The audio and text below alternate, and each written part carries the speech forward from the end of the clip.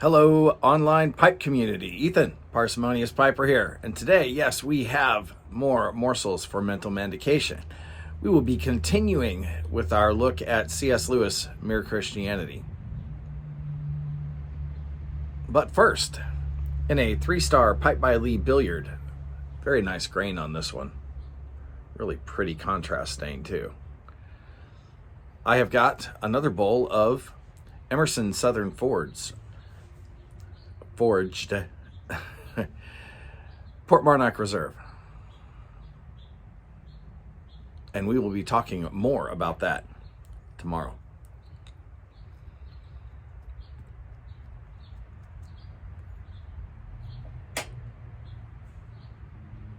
Now, last week we left off with C.S. Lewis' famous trilemma that this man Jesus, who claimed to be God, was either deluded, a lunatic, he was deluding others, in which case he was a liar, or he was who he said he was, which would make him Lord. Liar, lunatic, or Lord.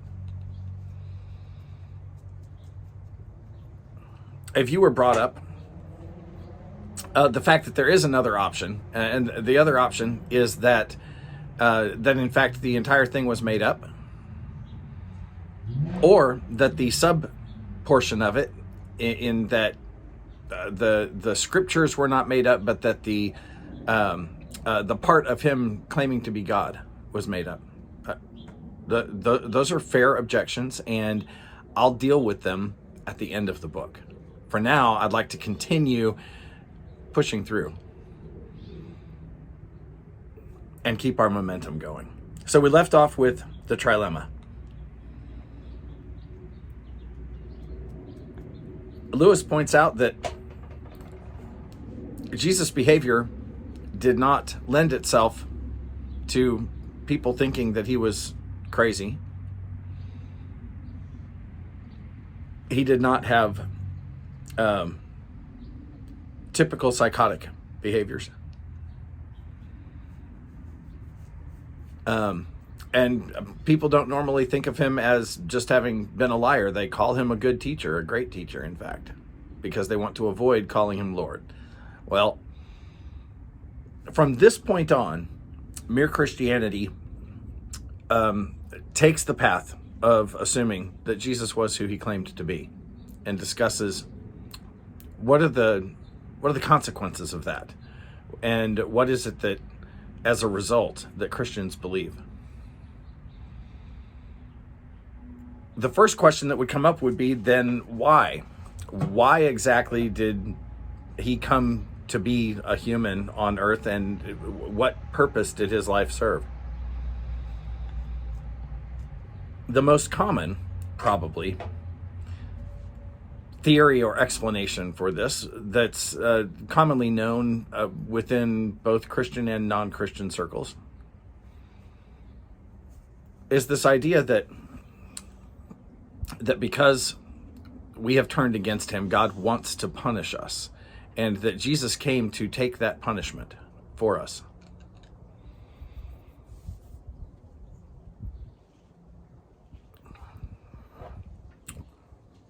Doesn't seem fair. How would a just God visit punishment?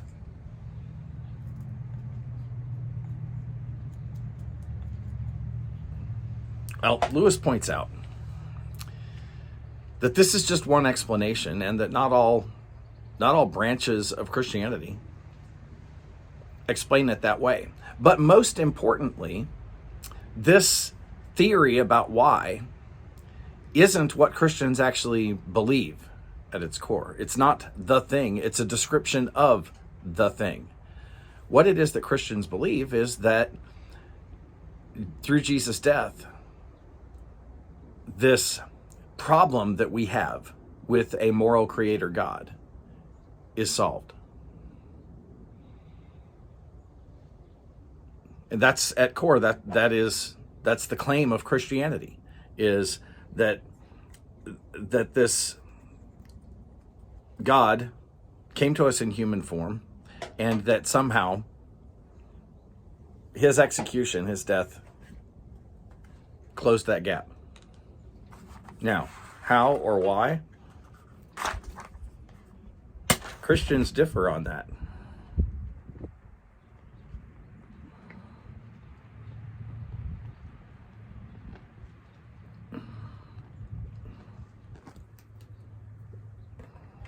I don't dry this stuff out, so it does take a few relights.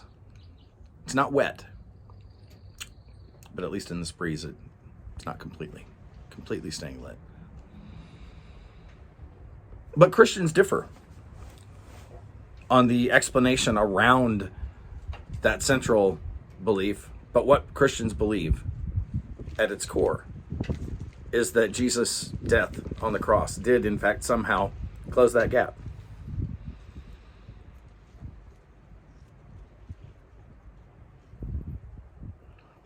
Now, he gives a couple of analogies that I really like. One of them is that a hungry person doesn't have to understand how nutrition works or how metabolism works to know that they need to eat. Truth is, the experts, the dietitians, all disagree on what's the best way to eat and why eating a certain way is the right way to eat and what you should eat and how much you should eat, etc. The experts disagree on that, but they don't disagree. Well, if your body is weak and undernourished and you're hungry, you need to eat something.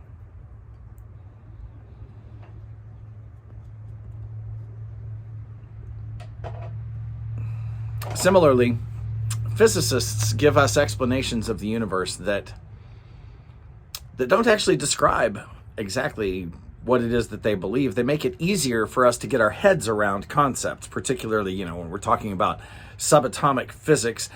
You'll see a nice little picture of atoms and molecules and protons and neutrons and electrons and all of these diagrams.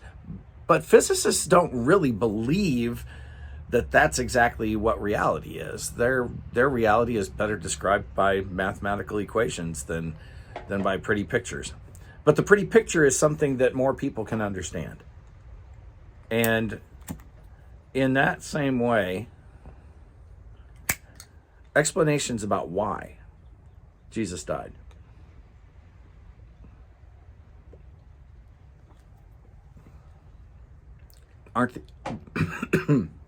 excuse me, I actually inhaled that. Explanations about why Jesus died are not what we believe. What we believe is that he died and that death somehow closed that gap. How it did is something that we will probably never fully understand. If we could, well, we may not need it.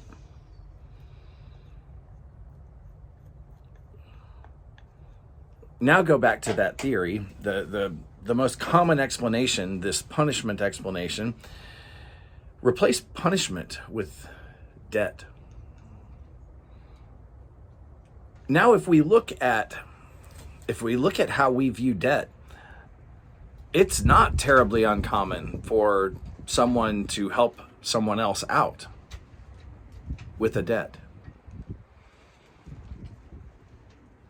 In fact, how many of you have had a friend or family member, a father, step in and help you pay a debt that you could not pay yourself? Now looked at in that light, it doesn't seem so odd. But what we have is that through our own choices, we choose not to do what we know to be right. That puts us at odds with this Creator God who is interested in morality.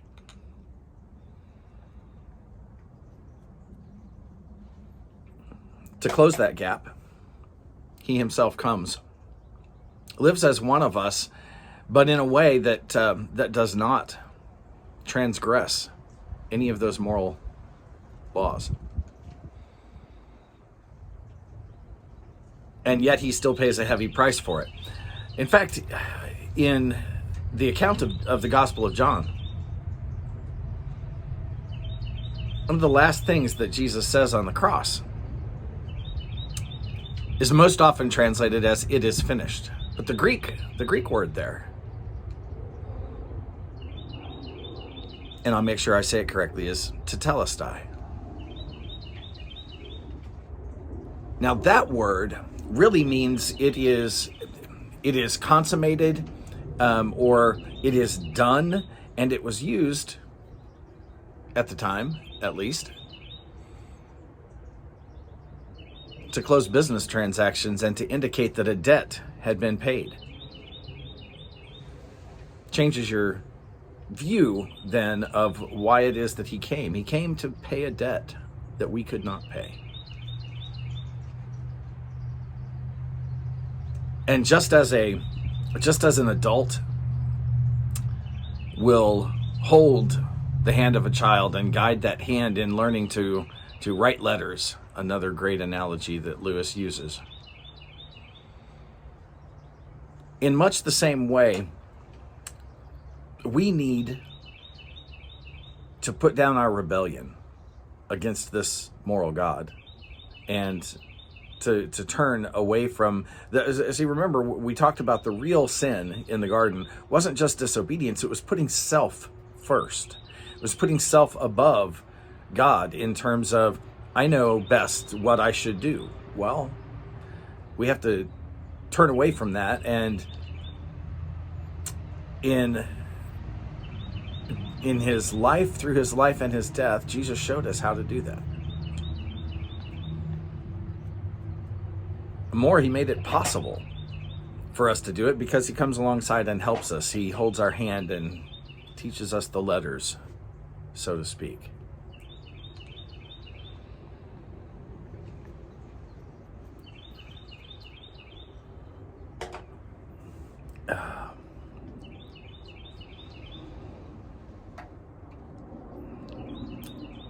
In that struggle between right and wrong,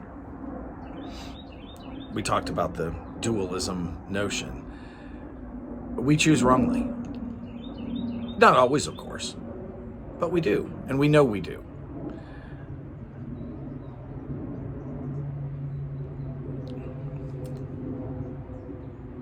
What Jesus has done is he has covered that debt for us, and he offers us a way to get out from under its burden, to live without that.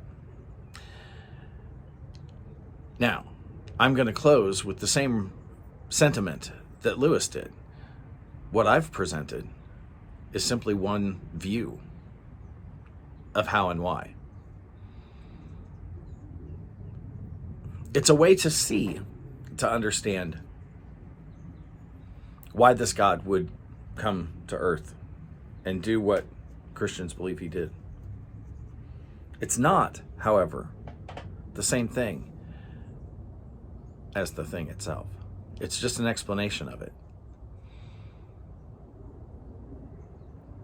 It's the thing itself that we have to stay focused on. So if the explanations that Lewis or I or any other Christians, if the explanations that we offer help you to understand and to see, well, fantastic. If they don't, then as Lewis says, just toss them, discard them. Refocus yourself on the thing, not on explanations of it. And with that, light something you like. This might be it. Check in tomorrow. Enjoy your afternoon.